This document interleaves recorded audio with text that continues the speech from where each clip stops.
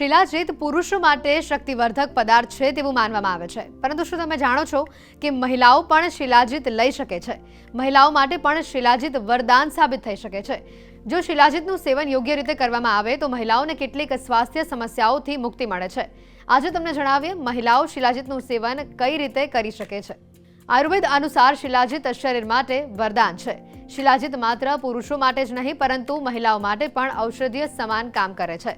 સ્વાસ્થ્ય નિષ્ણાતો અનુસાર શિલાજીત ઘણા બધા પાવરફુલ પોષક તત્વોનો ખજાનો છે. શિલાજીતનું સેવન કરવાથી મહિલાઓની નબળાઈ પણ દૂર થઈ શકે છે. શિલાજીત મહિલાઓના શરીરમાં પણ શક્તિ વધારે છે.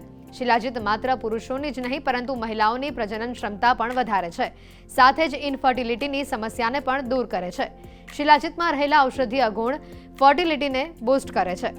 શિલાજીતનું સેવન કરવાથી બ્લડ શુગરને કંટ્રોલ કરવામાં પણ મદદ મળે છે. શિલાજીત એક રસાયણ છે જે શરીરમાં વાત, પિત્ત અને કફના વિકારને પણ કંટ્રોલમાં રાખે છે. મહિલાઓ માટે શિલાજીત ટોનિક સમાન કામ કરે છે.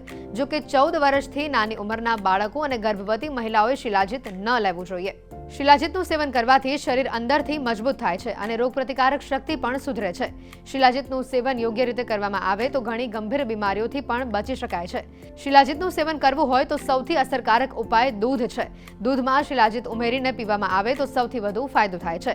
દૂધ સાથે શિલાજીતને સવારે અને રાત્રે કોઈ પણ સમયે લઈ શકાય છે. જો કે દૂધમાં પણ ખૂબ જ ઓછી માત્રામાં શિલાજીત ઉમેરવું જોઈએ. મહિલાઓ માટે શિલાજીતના ફાયદા: શારીરિક શક્તિમાં વધારો કરે, હોર્મોનલ સંતુલન જાળવે, આંતરડાને સુધારે, ત્વચાને ચમકાવે, વજનને નિયંત્રિત રાખે. મહિલાઓએ માત્ર 250 થી 500 મિલીગ્રામ શિલાજીતને દૂધ સાથે જ લેવું જોઈએ. તેનાથી પુષ્કળ ફાયદો રહે છે અને કોઈ આડઅસર થતી નથી. માસિક સ્ત્રાવના કારણે થતી સમસ્યા વખતે શિલાજીતના સેવનથી તે તકલીફો પણ દૂર થઈ જતી હોય છે. પીડામાં રાહત મળે છે. શિલાજીત એન્ટીઓક્સિડન્ટોથી ભરપૂર છે. તે ત્વચા માટે પણ ખૂબ જ ફાયદાકારક છે. શિલાજીત મેનોપોઝના લક્ષણોને ઘટાડવામાં પણ મદદ કરે છે અને હાડકાની મજબૂતાઈ અને ઘનતા જાળવે છે. સાથે જો તમે કુદરતી રીતે વજન ઘટાડવા માંગતા હોવ તો તમે શિલાજીતની મદદ લઈ શકો છો. બજારમાં શિલાજીત 3 અલગ-અલગ રૂપમાં જોવા મળે છે: લિક્વિડ, સોલિડ અને કેપ્સ્યુલ. તેને લેતા પહેલા તમારે એક્સપર્ટની સલાહ અવશ્ય લેવી જોઈએ. શિલાજીત એ એક રસાયણ ઔષધ છે.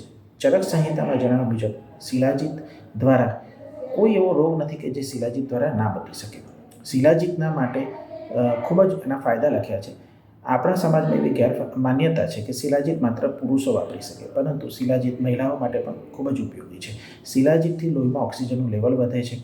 અશક્તિ, દુર્બળતા અને દૂર થઈને સ્ફૂર્તિ અને ઉર્જા આપે છે. શિલાજીત મહિલાઓના માસિક ચક્રને રેગ્યુલર કરે છે. તેમજ મેનોપોઝમાં પણ શિલાજીત ખૂબ જ ઉપયોગી છે. શિલાજીત હોર્મોનને સંતુલન કરે છે.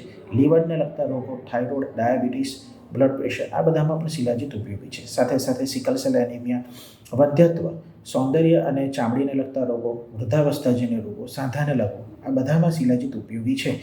શિલાજીતની યોગ્ય ખરાઈ કરવી ખૂબ જ જરૂરી છે.